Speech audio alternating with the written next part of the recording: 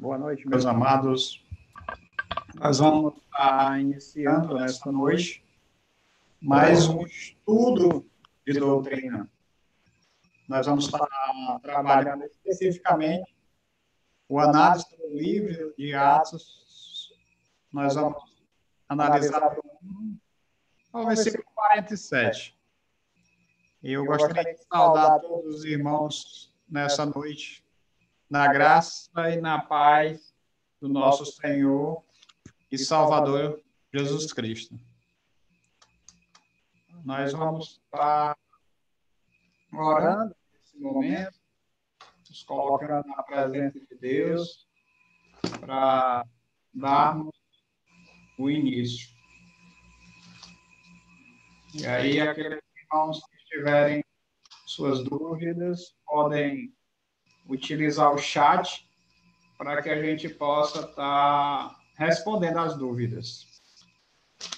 E aí sim, tendo uma interação maior com os irmãos, e assim os irmãos poderão estar aprendendo melhor. Então, o livro que nós vamos estar estudando é o livro de Atos, capítulo 2.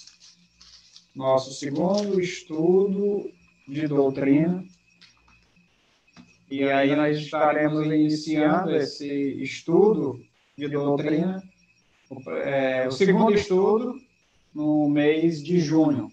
Começamos o primeiro em maio, e agora vamos estar dando continuidade no mês de junho.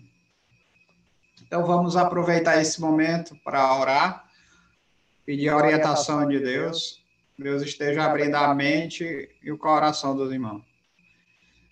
Pai, nós te agradecemos, Deus, por esta noite, porque sabemos que o Senhor está conosco, está nos ajudando, está nos fortalecendo com a sua palavra.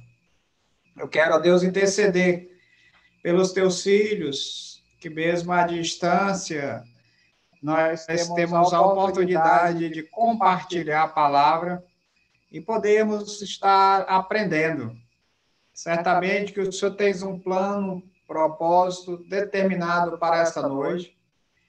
E nós queremos, ó Deus, nos colocar à disposição do Senhor, para que o Senhor nos use. E que os irmãos possam estarem atentos, aprendendo, e com o coração quebrantado diante do Senhor, para aprender cada vez mais. E ao aprender, colocar em prática em suas vidas. Porque nós, enquanto igreja, enquanto povo teu, precisamos ser moldados com a tua palavra e nos tornarmos parecidos com o Senhor. Por isso, Deus, eu te rogo a ação e direção do teu Espírito nesta noite sobre nossas vidas. Obrigado, Pai, porque o Senhor tirou esse tempo para cada um de nós podermos estarmos juntos, mesmo que distantes, mas juntos em pensamento, em entendimento da tua palavra. Perdoa pelas nossas transgressões e nos ajuda a realizar a tua obra, porque essa é a tua missão para as nossas vidas. Obrigado, Deus, porque até aqui o Senhor tem nos sustentado, tem nos ajudado, tem nos dado os meios necessários para fazer a tua vontade. E assim nós oramos agradecidos, no nome do teu Filho Jesus. Amém. Amados, nós vamos ler o versículo 1, que diz assim: ao cumprir o dia de Pentecostes, estavam todos reunidos no mesmo lugar. Então, o dia de Pentecostes. O dia de Pentecostes significa 50º. que se refere à festa das semanas. Conforme está descrito lá no livro de Êxodo, capítulo 34, versículos de 22 e 23. A colheita é descrito no livro de Levíticos, capítulo 23, versículo 16. Então, esse dia de Pentecostes era celebrado 50 dias depois da Páscoa. Mais ou menos nos meses maio e junho, conforme descrito no livro de Levítico, capítulo 23, versículos de 15 a 22. Era uma dessas 3 festas anuais para as quais o povo deveria ir a Jerusalém. No Pentecostes, era feita a oferta das primícias, conforme está registrado no livro de Levítico, capítulo 23, versículo 20.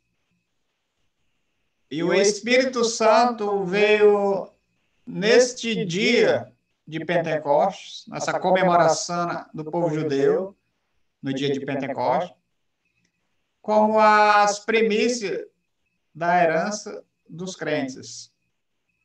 E os que foram reunidos na igreja de então foram as primícias da ceifa plena de todos os crentes que há de vir. Então, quando o povo se reúne no dia de Pentecostes, como já falei, como as primícias dos cristãos que haveria de vir, ali eles experimentam, né, o início do ministério do Espírito Santo sobre a igreja de Cristo. O versículo 2 diz assim: de repente veio do céu um som como de um vento impetuoso e encheu toda a casa onde estavam assentados. Um som como de um vento impetuoso. Certamente foram testemunhos 3 sinais da presença de Deus: o vento, o fogo e a linguagem inspirada, conforme Êxodo, capítulo 3, versículo 2, 13, 21, 24, 17, 40, 38. E 1 Reis, 19, 11 e 13. Essas referências todos registram aí episódios próximos aos que aconteceram no dia de Pentecostes. O vento é particularmente um símbolo da presença do Espírito Santo. E o fogo é um símbolo do poder do Espírito para purificar e julgar, conforme registrado em Mateus 3, do 11 a 12. As línguas faladas não foram elocuções de êxtase, mas as várias línguas dos judeus que vieram de todas as partes das regiões do Mediterrâneo, de Roma, e outras tão distantes como a pátria, que se estendia a leste do atual Irã. Então, esse texto, ele traz aqui esses eventos, ou esses três sinais da presença de Deus através dessas manifestações: vento, fogo e linguagem inspirada. Nós vamos dando continuidade a esse capítulo 2, nós vamos encontrar aí alguns textos que para alguns grupos, ou para igrejas diferentes, nós encontramos interpretações diversas. Não é uma mesma interpretação para todas as igrejas. E aí há uma certa diferença entre a igreja tradicional e a igreja pentecostal. Mas vamos dar continuidade ao estudo e vamos encontrar as respostas que precisamos para entender e até mesmo para poder explicar essas verdades contidas nesses versículos do capítulo 2.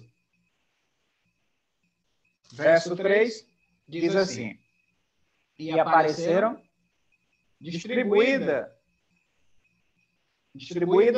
entre eles línguas como de fogo, e pousou uma sobre cada um deles. Aí o autor destaca no versículo 3, línguas como de fogo. Assim como o som, o vento também era simbólico. Não se tratava de língua de fogo literais, mas indicadores sobrenaturais como de fogo, de que Deus estava enviando o Espírito Santo sobre cada crente. Na Escritura, o fogo muitas vezes indica a presença divina. O uso que Deus faz com a aparência de fogo aqui é paralelo ao que ele fez com a pomba quando Jesus foi batizado.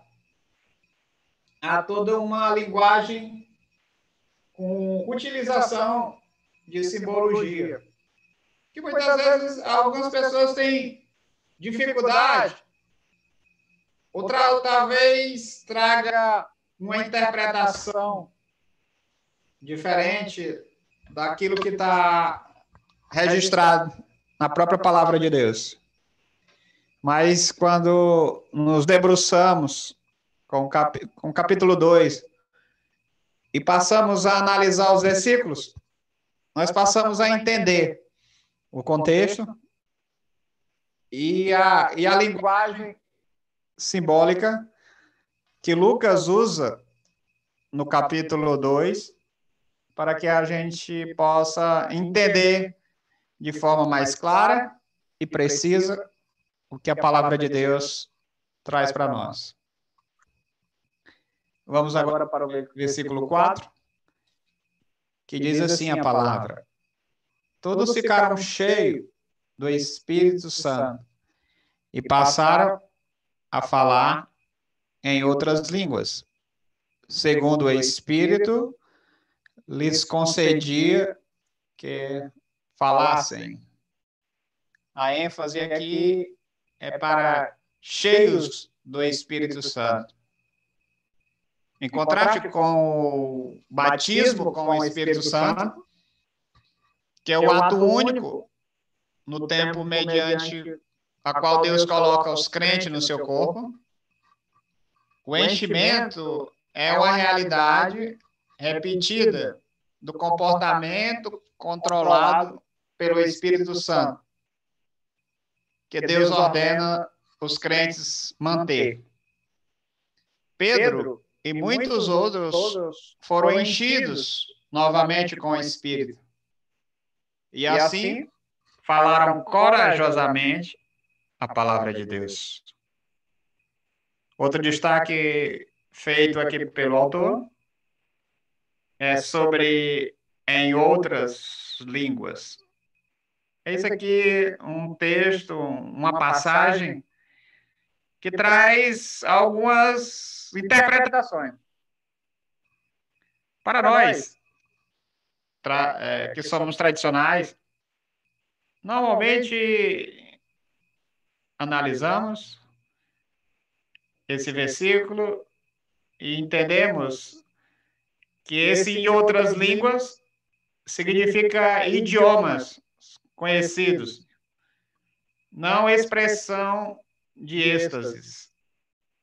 Essas línguas dadas pelo Espírito Santo foram um sinal de de juízo para o Israel descrente. Eles também mostraram que, dali por diante, o povo de Deus procederia de todas as nações e marcaram a transição de Israel para a igreja. O povo judeu, os crentes judeus, inicialmente eles tinham a concepção que a salvação era somente para ele. No entanto, o dia de Pentecostes deixa bem claro para os apóstolos que a salvação era também para os gentios, era também para os povos que não eram judeus. Por isso, desse momento em que povos de diferentes nações, diferentes raças, ouviram a palavra de Deus falada em uma única língua e se tornou legível ou compreendível por pessoas que falavam línguas diferentes. Alguns comentaristas até traz aqui esse versículo,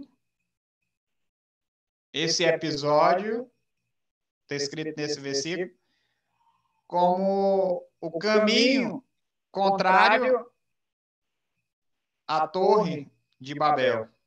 Na Torre de Babel, pelo pecado, eles foram confundidos com línguas diferentes. No dia de Pentecostes, eles conseguiram compreender uma só língua, mesmo que pessoas que falassem línguas diferentes.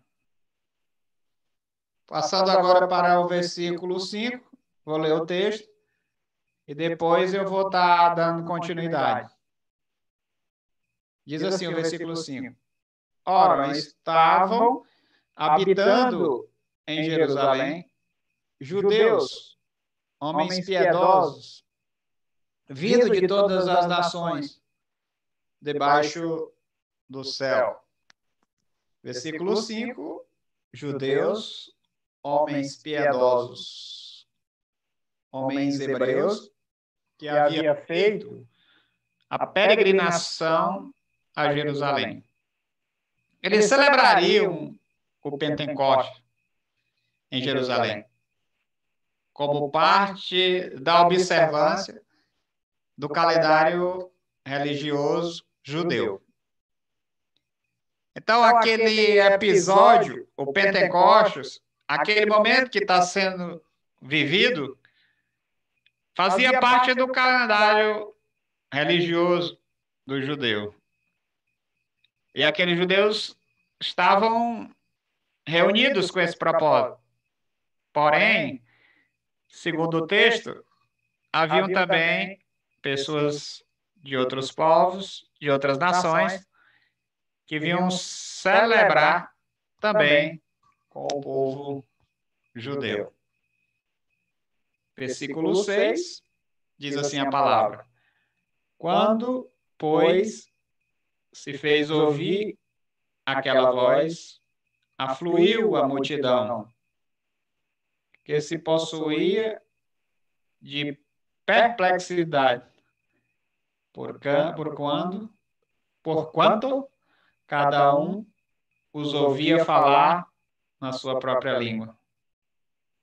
Estavam, pois, atônitos e se admiravam, dizendo: vede, não são porventura galileus todos esses que aí estão falando.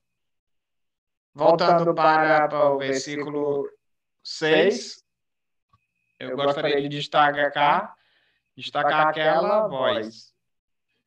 O som como de uma forte rajada de vento, não só de várias línguas. Falar na sua própria língua. Enquanto os crentes falavam, Cada peregrino, no meio da multidão, reconheceu a língua ou o dialeto do seu próprio país. Então, eles estavam perplexos, porquanto cada ouvia falar na sua própria língua. É o que já destacamos. Que aí, o grande destaque desse texto, versículo 6, é exatamente eles conseguirem falar na sua própria língua. Eles ouviram uma só fala e todos compreendiam e entendiam na sua própria língua. Hoje tem um evento muito parecido com esse, não de forma sobrenatural, como Deus fez, mas quando nós assistimos às reuniões da ONU, eles falam na sua língua, uma língua, claro que eles não falam em várias línguas, lá tem representantes de vários povos, mas eles normalmente falam no inglês. E os demais participantes têm um ponto no seu ouvido que é traduzido para a sua própria língua.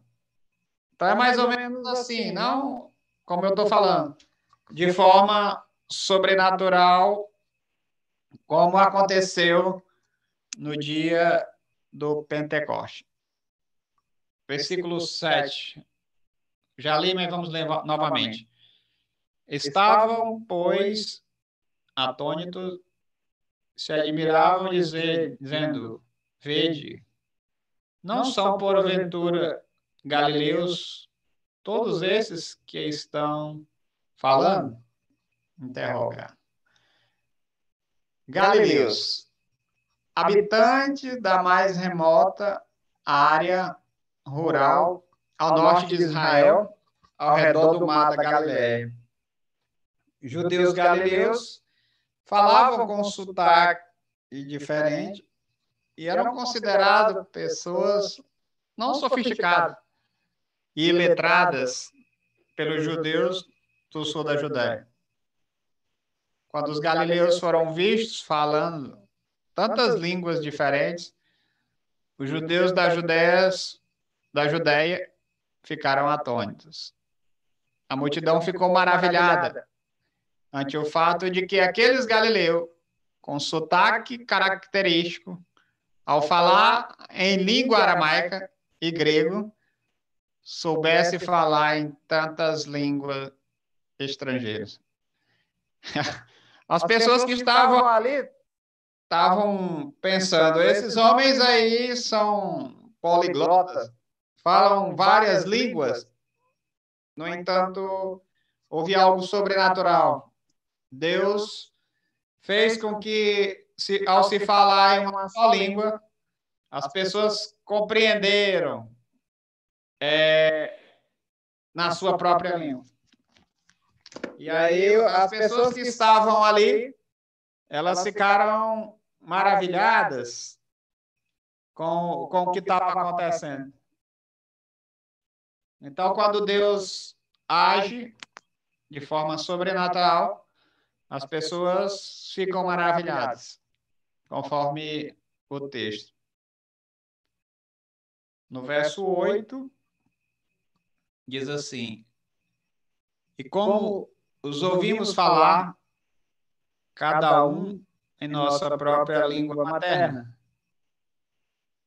E como os ouvimos falar, cada um em nossa própria língua materna.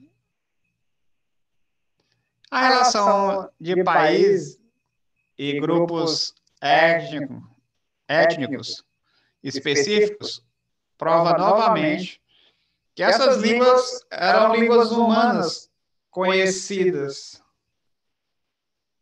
Então, não era algo como alguns colocam, que era algo sobrenatural, era língua de anjo. Não, eram línguas conforme o texto, a língua materna das pessoas que estavam ali. Os países e ali os grupos étnicos eram pessoas na sua etnia, no seu grupo étnico.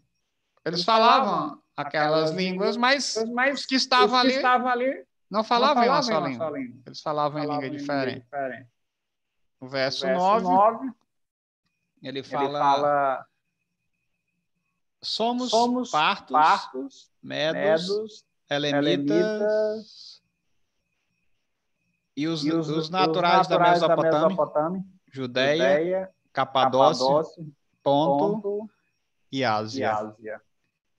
Então, esses partos, esses viviam na região que hoje corresponde ao Irã, no tempo de Daniel. Estes governavam juntamente com os persas, mas ficaram na Pártia. Os elemitas, esses eram da região sudoeste do Império Parto. Mesopotâmia, isso significa entre os rios Tigres e Eufrates. Muitos judeus ainda vivem ali, descendentes daqueles que estavam em cativeiro e que nunca retornaram à terra de Israel. Na região da Judéia, era toda a região, uma vez controlada por Davi e Salomão, incluindo a Síria, Capadócia, Ponto e Ásia, da Frígia, da Panfilha. Todos eram distritos da Ásia Menor, no que atualmente é a Turquia. No versículo 10, ele registra o Egito, pessoas do Egito. Muitos judeus moravam lá, especialmente na cidade de Alexandria. A nação cobria, então, a mesma área geral do Egito atual. Então, o Lucas, ele enfatiza as pessoas e a localidade das pessoas, para poder trazer uma luz para o melhor entendimento desse versículo, que realmente mostra que haviam pessoas de lugares diferentes, de etnia diferente, e que certamente falavam língua diferente. Versículo 11. Versículo 11 agora.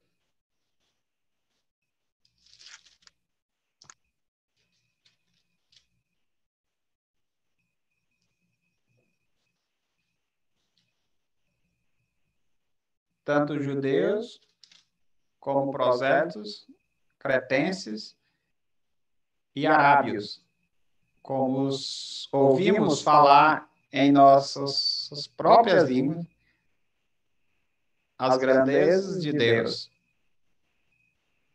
como os ouvimos falar em nossas próprias línguas as grandezas de Deus. Então, gentios prosélitos, gentios convertidos ao judaísmo. Os judeus de Roma eram especialmente ativos na busca de tais convertidos.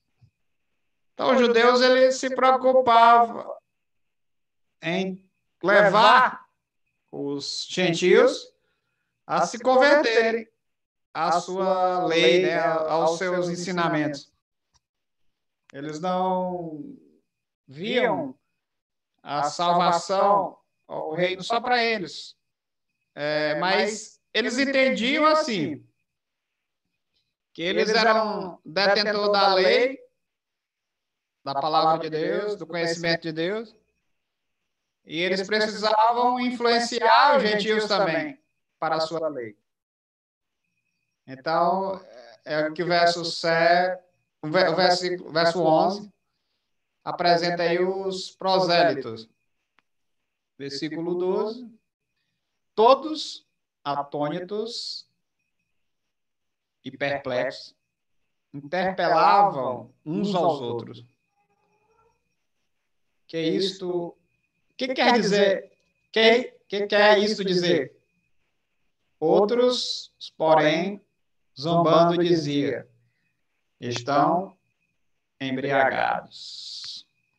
Esses homens não estão embriagados. Conforme o versículo 15.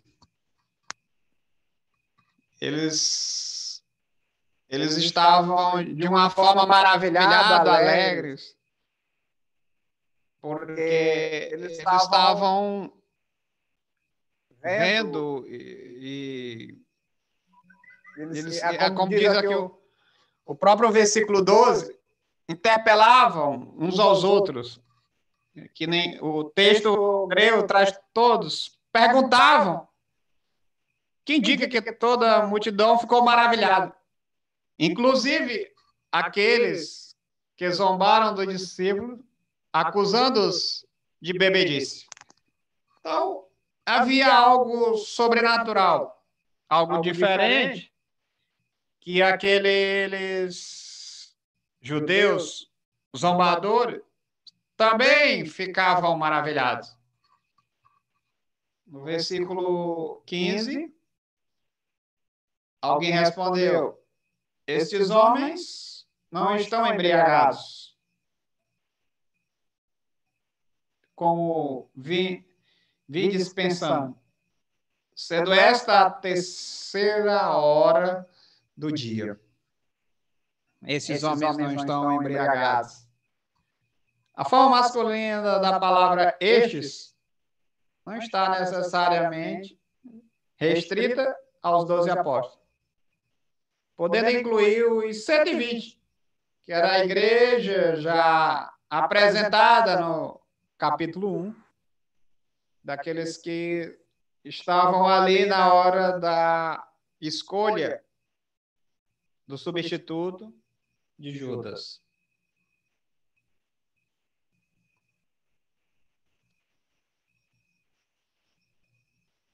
Outro destaque também que trazemos é sobre a terceira hora do dia. Os judeus iniciavam a contagem das horas a partir das 6 horas da manhã. Era costume jejuar nos dias festivos até pelo menos a quarta hora do dia. Assim, a alegação de bebedice não tinha fundamento. Então, não tinha fundamento nenhum os apóstolos estarem... não é nem os apóstolos. Os zombadores dos apóstolos estarem... Como é que eu posso dizer? Estarem ali dizendo ou acusando os apóstolos de que eles estavam embriagados.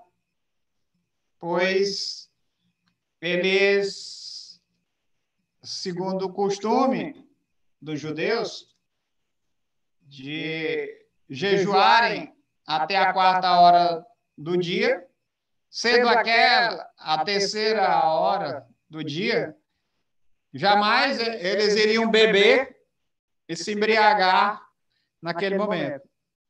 E aí, por isso, o autor coloca aqui e enfatiza, Lucas, que ali era a terceira hora do dia.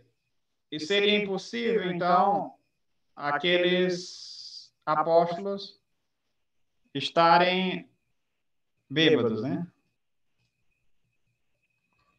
Então, o texto ele é muito claro em apresentar esse argumento de que não havia condição, né, daqueles daqueles apóstolos estarem bêbados naquele momento.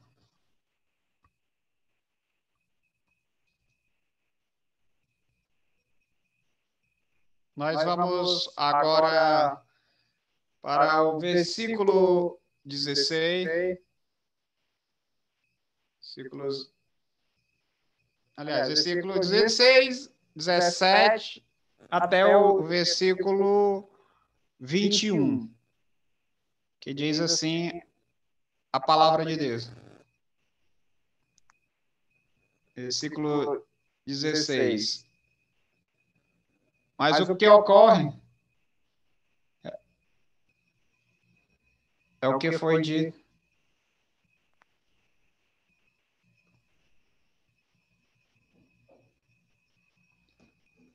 Versículo 16. Mas o que ocorre é o que foi dito por intermédio do profeta.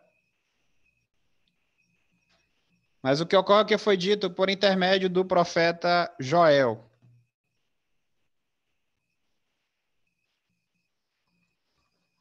E acontecerá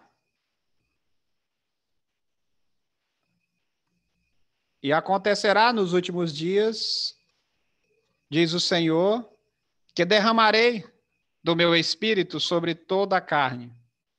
Vossos filhos e vossas filhas profetizarão. Vossos jovens terão visões.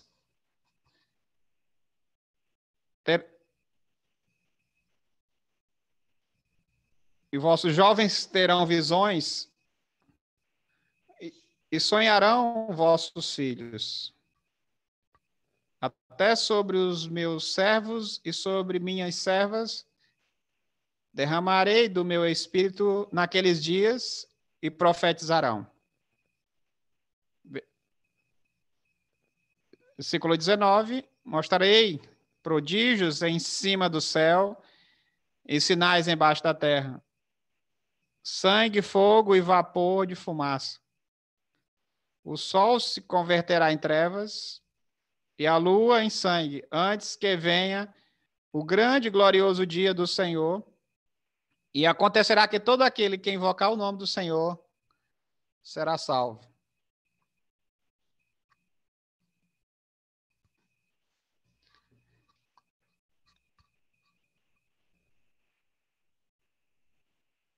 Essa é a citação de Joel, no capítulo 2, do 28 ao 32, do texto grego do Antigo Testamento. Joel falou com autoridade como profeta de Deus, e Pedro afirmou que a mensagem de Joel era a palavra de Deus, as palavras dos últimos dias. Conforme Isaías 2:2, Oséias 3:5, Miqueias 4:1 e etc. É a maneira que Pedro usou para unir os textos gregos e hebraicos. Pedro interpretou o termo depois como se referindo aos dias da nova aliança, em contraste com aqueles da antiga aliança.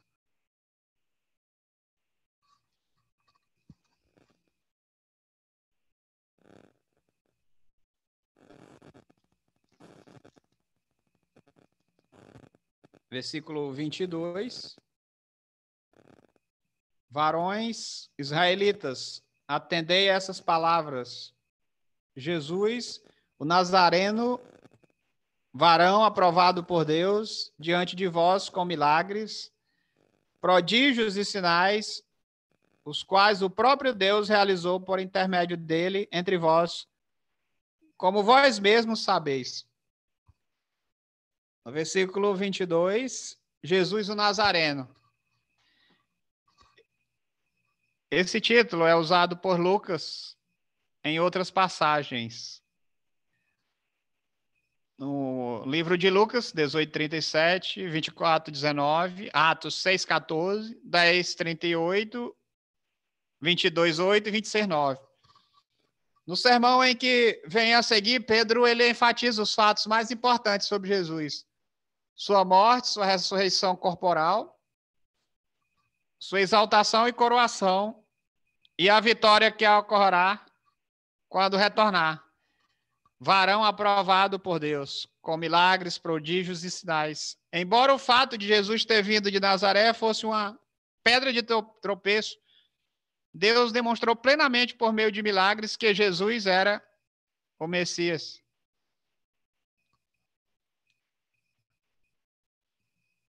Era uma região que não era... A região de Nazaré não era uma região bem vista, né? No entanto, Deus, ele usa as coisas improváveis, as coisas não aceitas pelo homem para realizar seus milagres, seus prodígios, a sua promoção do seu reino.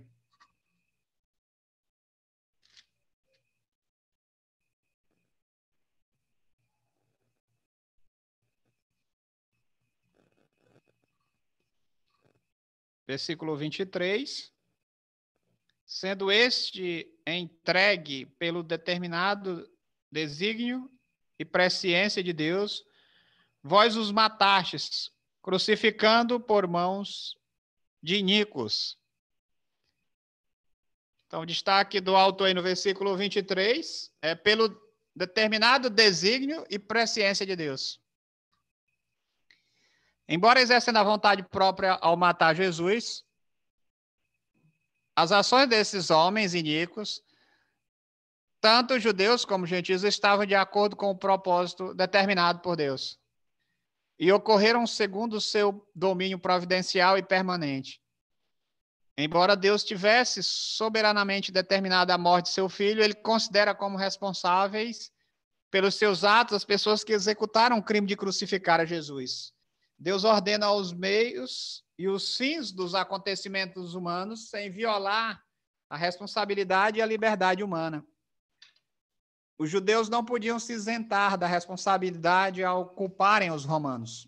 Pedro ensinou que os judeus seriam considerados responsáveis por isso, crucificando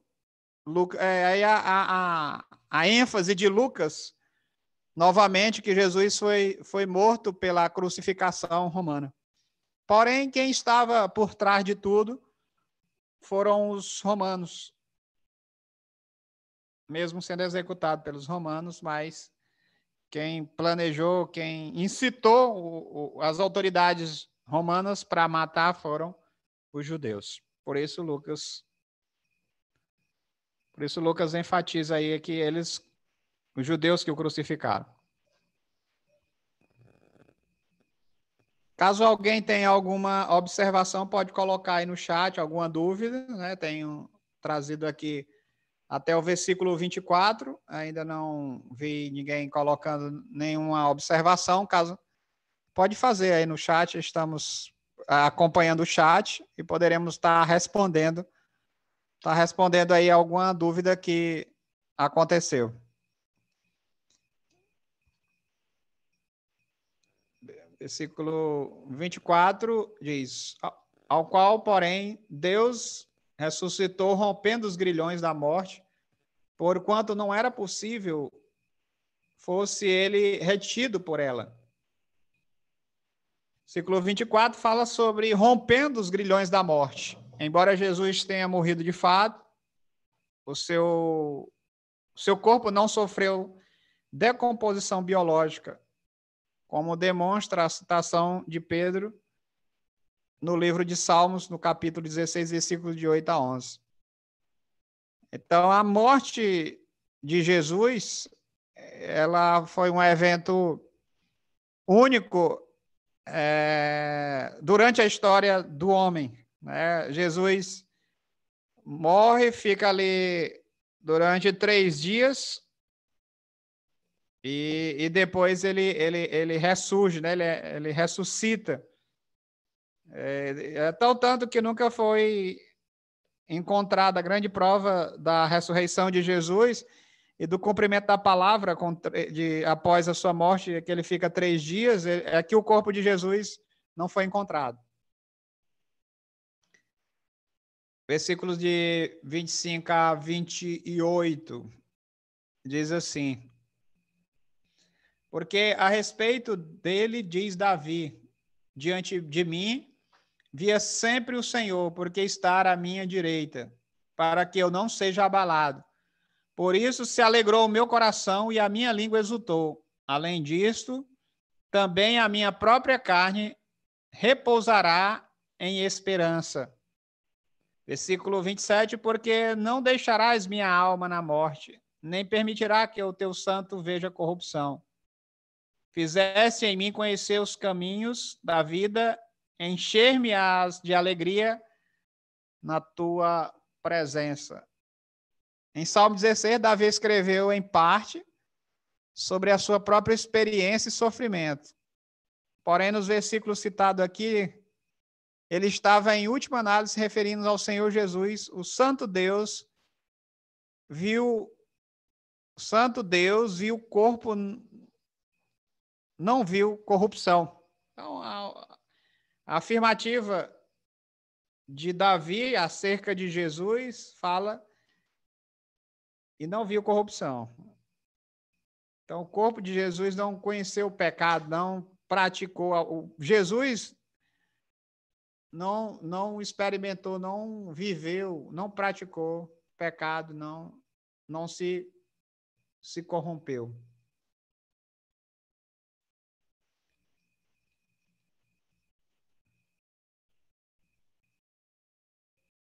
Versículo 29 até o 32 diz: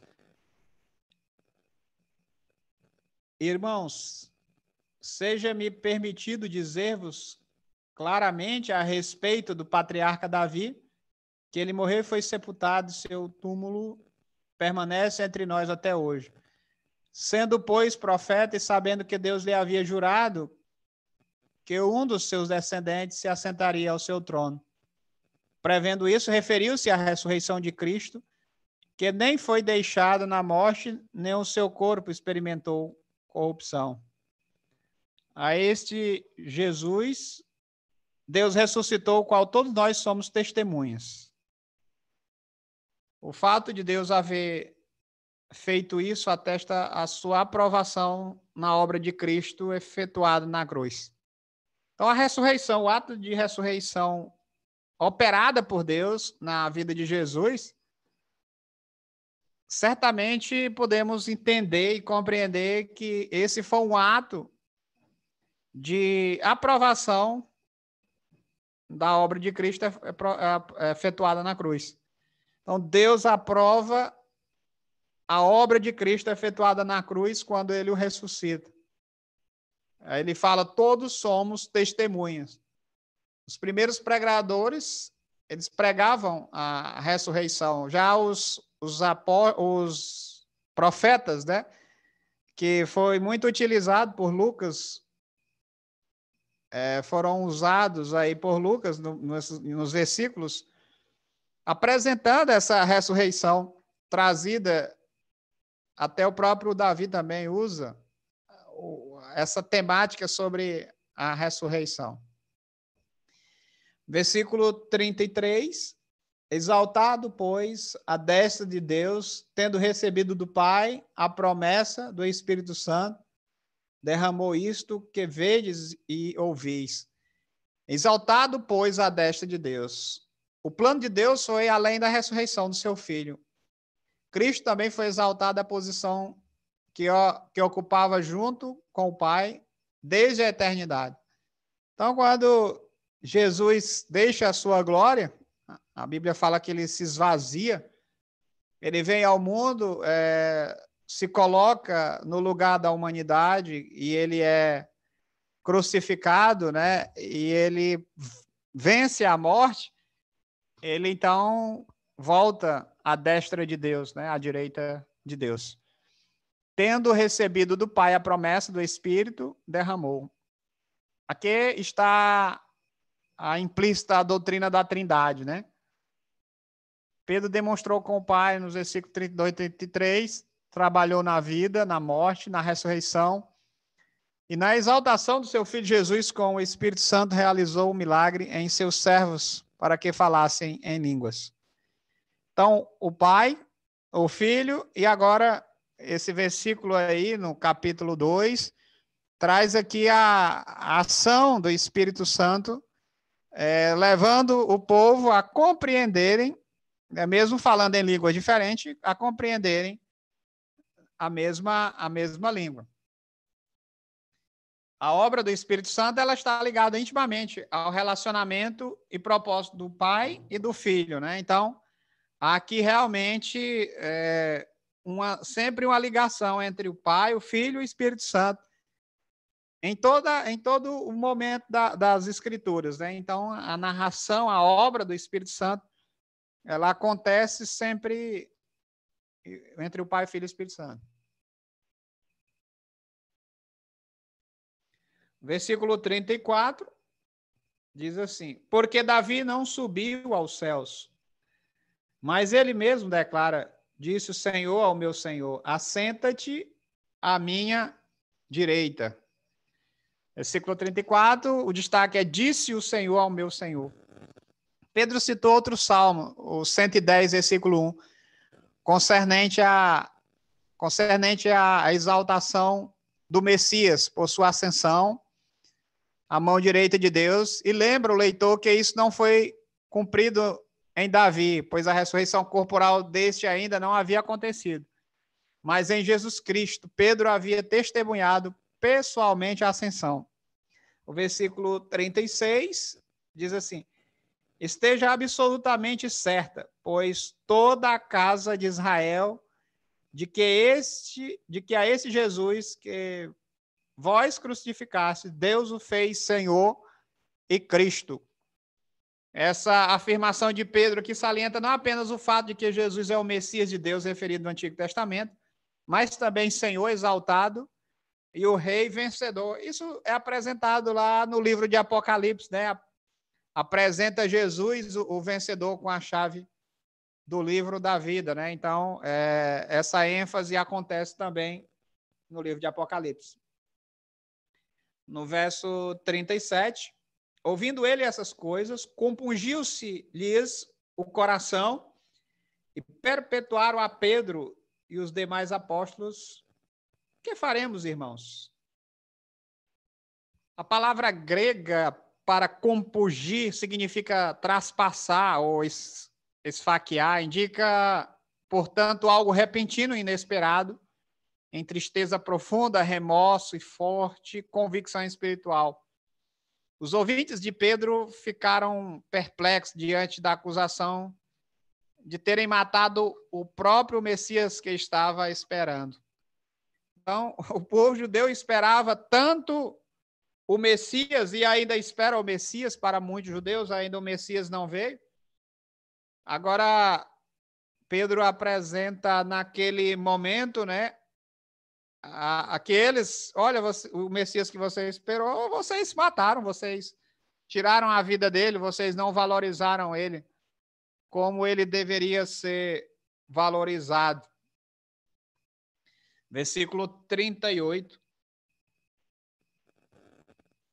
Respondeu-lhes Pedro: arrependei-vos, e cada um de vós seja batizado em nome de Jesus Cristo, para a remissão dos vossos pecados, e recebereis o dom do Espírito Santo.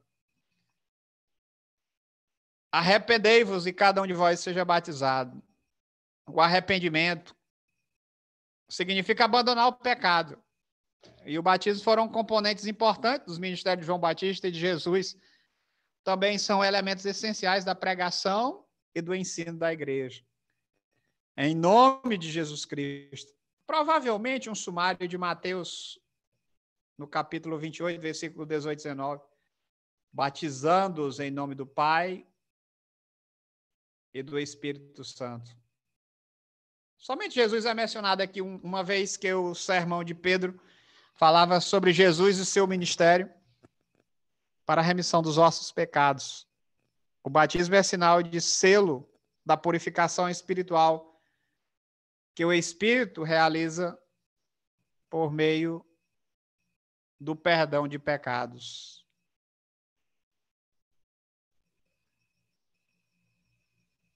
O dom do Espírito Santo ao vir habitar com a pessoa, assim como o dom de perdão e a capacitação para o ministério. Observe que até mesmo no contexto do milagre do Pentecostes, Pedro não fala de receber o dom de línguas como algo necessário ou universal. Os dons do perdão e da habitação do Espírito Santo com a pessoa devem ser percebidos como essenciais para que haja a produção do fruto do Espírito na vida dos cristãos. E para o exercício dos dons que o Espírito decide conceder em épocas diversas e a cristão diversos. Versículo 39. Pois para vós outros é a promessa, para vossos filhos, para todos os que ainda estão longe. Isto é, para quanto o Senhor, o nosso Deus, chamar. Pedro proclamou que a mensagem de salvação para o perdão de pecados por meio do Messias de Deus é prometida aos judeus que ouvem a sua mensagem, aos seus filhos e a todos que estão distantes, isto é, os gentios. Aqui novamente está a mensagem de Atos, o evangelho é para judeus e gentios. Essa temática ela é muito clara no livro de Atos. Atos traz o ministério do Espírito Santo e esse ministério do Espírito Santo, ele mostra a não exclusividade da pregação do evangelho somente para os judeus. Versículo 40, 41 e 42. Com muitas outras palavras, deu testemunho e exortava-os, dizendo: salvai-vos dessa geração perversa. Então os que lhe aceitaram a palavra foram batizados, havendo um acréscimo naquele dia de quase 3.000 pessoas. E perseveraram na doutrina dos apóstolos, na comunhão, no partir do pão e nas orações. Doutrina dos apóstolos e na comunhão, no partir do pão e nas orações. Um resumo dos elementos essenciais do discipulado cristão são as coisas que os apóstolos aprenderam em suas experiências com Jesus, seus ensinos sobre si mesmo e sua obra, e a responsabilidade de cada um como seguidor de Cristo, a comunhão de Cristo com seus discípulos. O partir do pão, que geralmente inclui a ceia do Senhor e sua vida de oração com e para os discípulos. Versículo 43 e 44.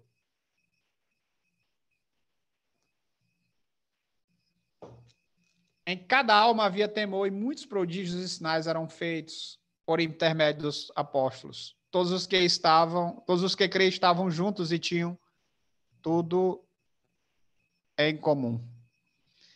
Versículo 44, todos os que creram estavam juntos. Isto demonstra a união do Espírito que Paulo pregava.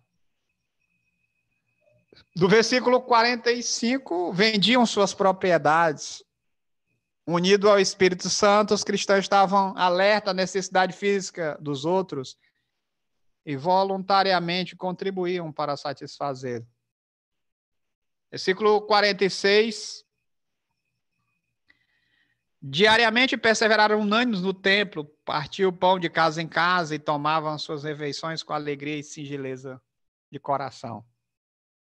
Refere-se a partir um pão de casa em casa. Refere-se às refeições diárias que eram compartilhadas nos lares. Versículo 47. Louvando a Deus, contando com a simpatia de todo o povo.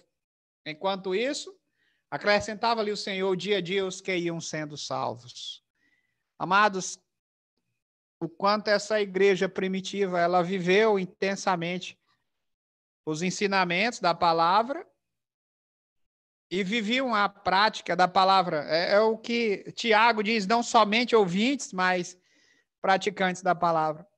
Eu creio que o grande desafio da igreja de Jesus é não somente se dispor a ouvir, mas ser praticante, ter um estilo de que Cristo ensinou para a sua igreja para se tornar mais parecido com Jesus.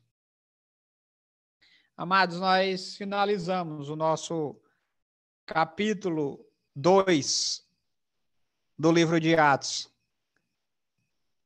Eu gostaria de agradecer aos irmãos, irmã Valmira, irmã Cleane, irmão Tacílio, irmão João Neto, a irmã Mariana, que estiveram conosco nessa transmissão. Dizer que é muito gratificante aprender, meditar na palavra e poder compreender o que Deus deseja para nós. O que a própria palavra diz, que devemos crescer na graça e no conhecimento do Senhor.